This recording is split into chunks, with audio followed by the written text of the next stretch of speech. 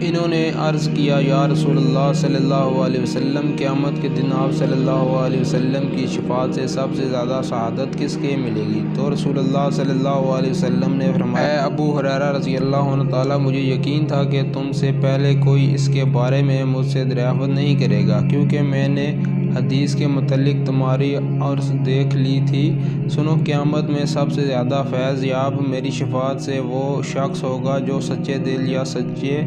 جی سے لا الہ الا اللہ محمد رسول اللہ کہے گا۔ صحیح بخاری حدیث نمبر 99۔ علم حدیث حاصل کرنے کے حرص کے بارے میں آپ صلی اللہ علیہ وسلم فرماتے تھے کہ اللہ علم کو اس طرح نہیں اٹھا لے گا کہ وہ اس کے بندوں سے چھین لے گا، بلکہ پختہ کار عالموں کو موت دے گا، علم کو اٹھائے گا، حتیٰ کہ جب کوئی عالم باقی نہیں رہے گا تو لوگ جاہلوں اور سردار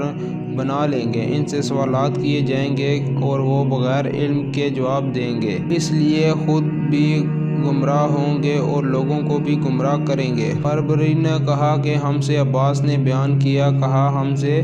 عتبہ نے، کہا ہم سے جریر نے، انہوں نے ہاشم سے مانند اس حدیث کے۔ صحیح بخاری حدیث نمبر 100۔ اس بیان کے علم کس طرح اٹھا لیا جائے گا؟ اور خلیفہ خماس عمر بن عبدالعزیز نے ابو بکر بن حزام کو لکھا کہ تمہارے پاس رسول اللہ صلی اللہ علیہ وسلم کی جتنی بھی حدیث ہوں ان پر نظر کرو اور انہیں لکھ لو، کیونکہ مجھے علم دین کے مٹنے اور علماء دین کا ختم ہو جانے کا اندیشہ ہے، اور رسول اللہ صلی اللہ علیہ وسلم کے سوا کسی کی حدیث قابل قبول نہ کرو، اور لوگوں کو چاہیے کہ